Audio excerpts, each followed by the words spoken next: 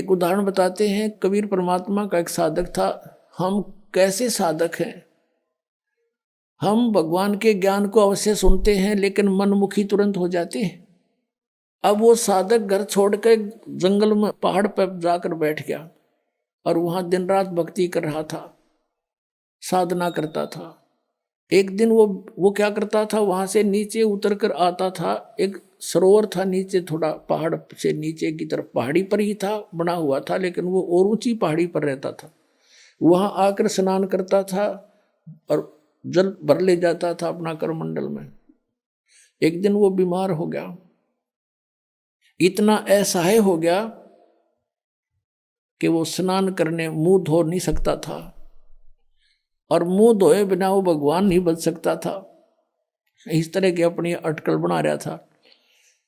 तो वो रोने लग गया बहुत बुरी तरह, हे भगवान मैं मुंह धोऊंगा कैसे, मुंह धो नहीं सकता, आपको याद कैसे करूंगा, ऐसे तड़प कर रहा था। अब कहते हैं दारी मेरे संत की मोह से मिटे नहीं अंश।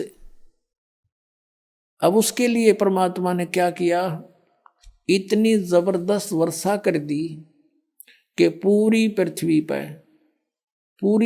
पर जल ही जल हो गया, कम से कम 200 400 फुट ऊंचा। और फिर वो जल उस पहाड़ी के निकट पहुंचा जहां वो संत बैठा था।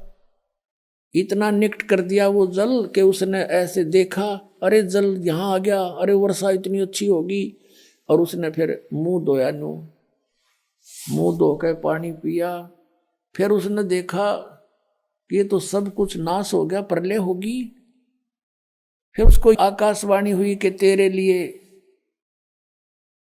ये करना पड़ा मुझे। तब रोने लग गया, हे भगवान मुझ पापी के लिए इतना अनर्थ हो गया, सारी जनता मर गई मालिक।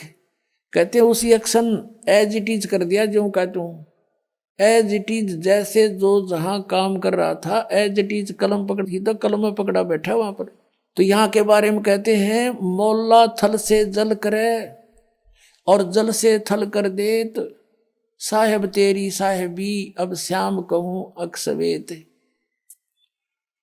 परमात्मा एक सेकंड के कुछ क्षण में भी पूरी पृथ्वी पर जल ही जल विनाश कर सकता है। और दूसरे अक्षर में जो का तू आपको जैसे यहां बैठे हो ऐसा ही बैठा दे, आपका याद भी ना हो मेरे गिल बनी थी क्या। इतना सामर्थ्य परमात्मा में है। और हम इन अनाड़ियों के कारण, अज्ञानता के कारण, शास्त्र विरुद्ध साधना करने के कारण, परमेश्वरीय लाभ से वंचित रहने से हम ये सोच बैठे हैं ऐसा नहीं हो सकता, ऐसा नहीं हो सकता। और ये अगर मगर जो है, ये हमारे भक्ति मार्ग को समझने में बहुत बड़ी